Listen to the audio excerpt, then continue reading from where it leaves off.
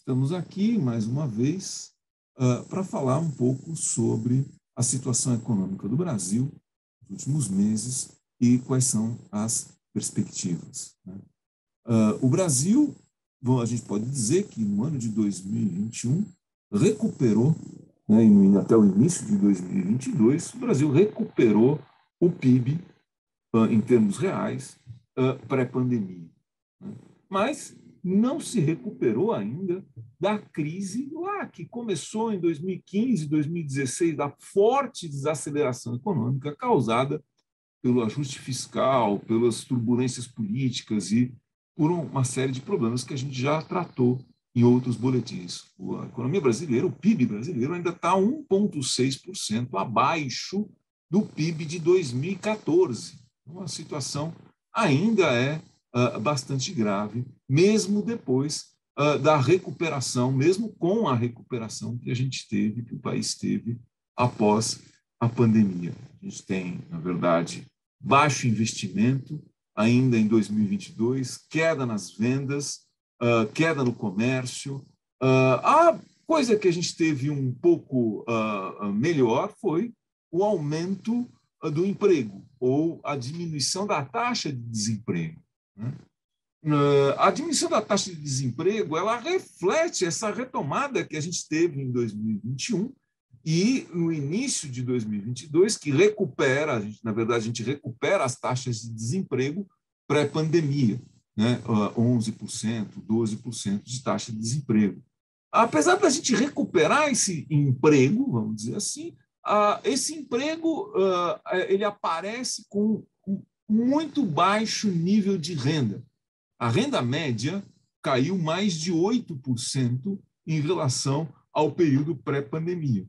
Então, a gente tem uma recuperação do emprego, mas de muito baixa qualidade e de muito baixa remuneração.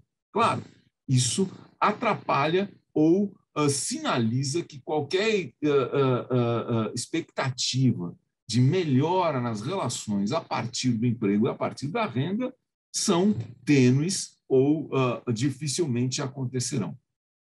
O pior ainda é que essa renda ela tende a diminuir ainda mais, a renda real tende a diminuir ainda mais pela elevação dos preços, praticamente generalizada, ou pelo menos dos setores que têm poder de repassar custos para os seus preços finais, né?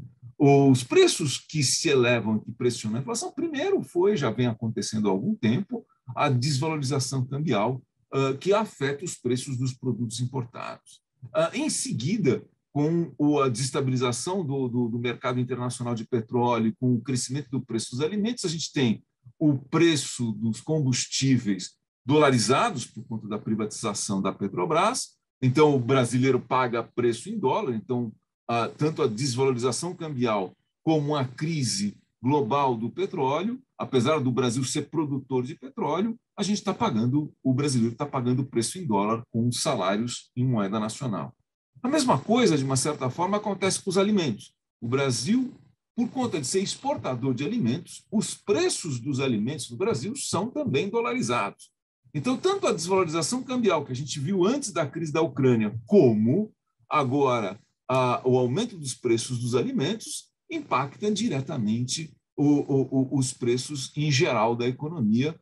E isso faz com que, como os salários não acompanham essa elevação de preços, portanto, a gente não tem uma inflação, não tem aumento generalizado de preços de salários, a gente só tem aumento de preços sem aumento de salários. Isso resulta em uma diminuição da renda real ainda das pessoas, uma renda real também das pequenas empresas e médias empresas que não conseguem repassar os seus custos para os preços.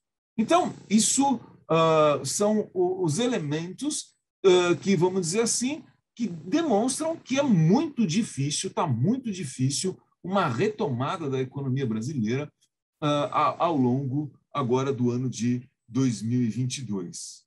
A gente teve, de uma certa forma, a gente pode dizer, mas muito por conta da inflação, uma melhora na relação dívida-PIB.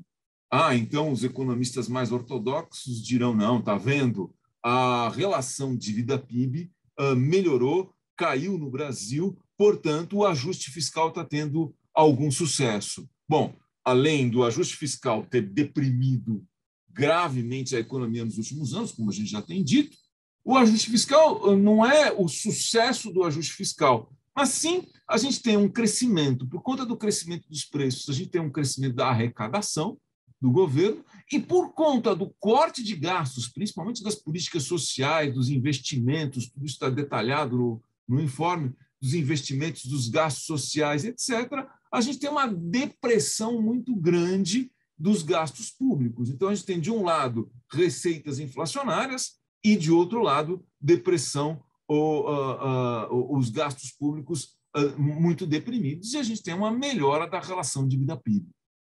Essa relação pode ser que ela permaneça, mas ela não deve permanecer caindo nos próximos meses ou mesmo no futuro próximo. Isso muito por conta da elevação da taxa de juros. A inflação, que a gente já mencionou antes, como a gente tem um governo ortodoxo, ele combate a inflação com a elevação da taxa de juros. Então, a taxa de juros real no Brasil está próxima entre 6,5% e 7%, a taxa de juros real anual. Isso é uma taxa de juros enorme. Isso impactará, como aconteceu em outras épocas no Brasil, isso impactará diretamente o custo da dívida pública negociada no mercado.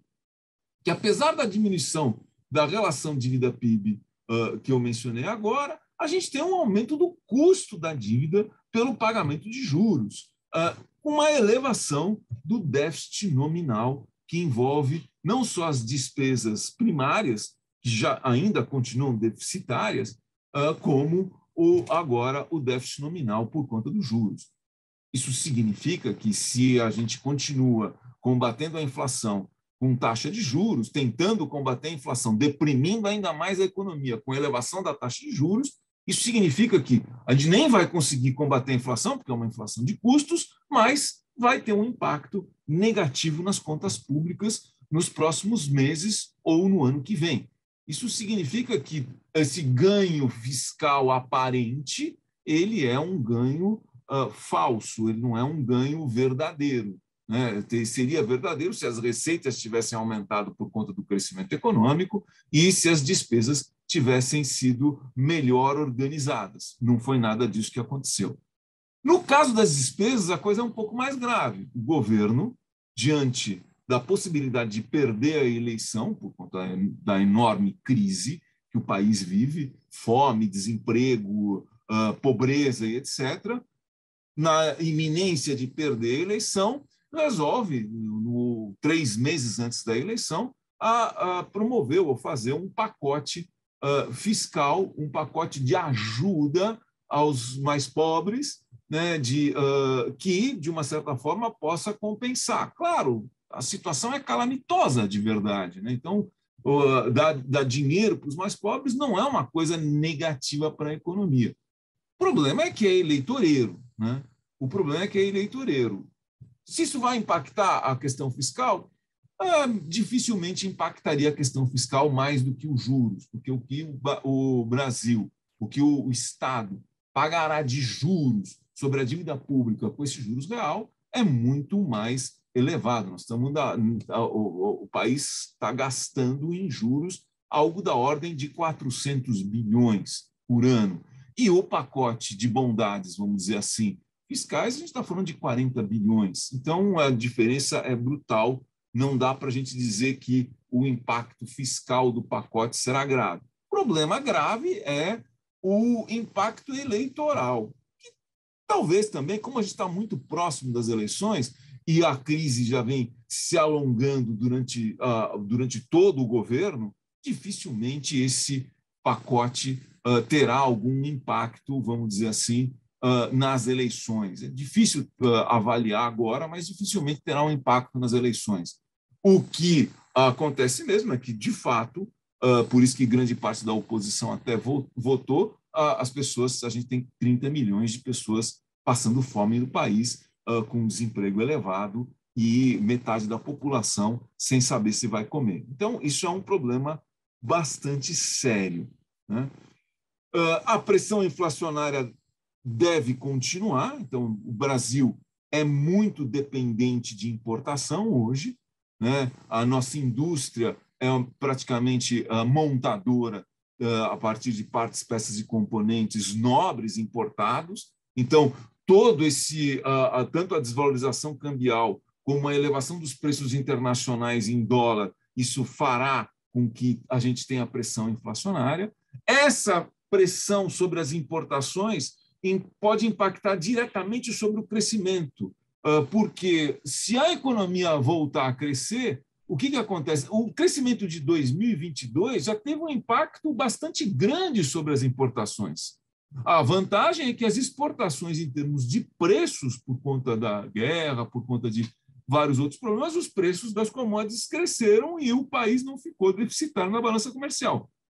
Mas, se a gente retoma o crescimento e o preço das commodities se estabiliza ou cai, o preço do petróleo se estabiliza ou cai, o Brasil certamente terá problemas no balanço de transações e no balanço comercial no ano que vem, porque é fortemente importador. Isso significa que a situação não está nem um pouco tranquila. Qualquer tendência ao crescimento pode gerar outros tipos de problemas. Isso significa que o Brasil se colocou, de uma certa forma, por conta dos erros de política econômica, numa camisa de força.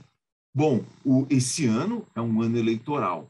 Como ano eleitoral, a gente tem uma disputa, apesar de que o governo atual foi tão ruim, tão destruidor, que isso está sendo sentido pelas pessoas em geral, né? As pessoas estão perdendo renda, não é só a classe média, como a classe baixa, principalmente, né? As classes C e D estão perdendo renda, emprego e numa situação muito ruim.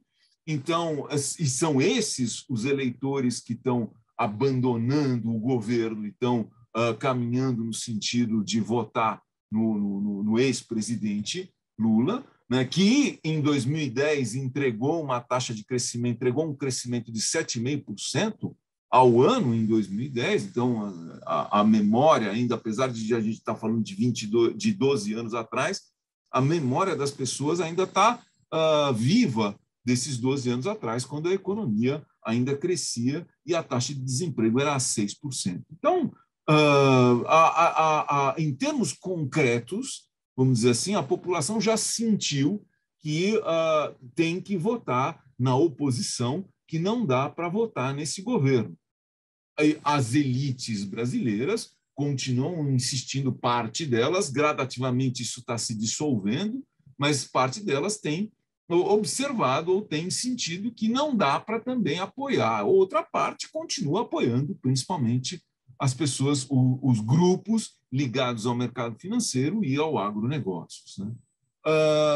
Nós temos um risco, sim, no Brasil de ruptura, né? O atual presidente é bélico, ele é uma espécie, para o estrangeiro entender, ele é uma espécie de Trump, o que invadiu o Capitólio, né? Foi um ato antidemocrático forte.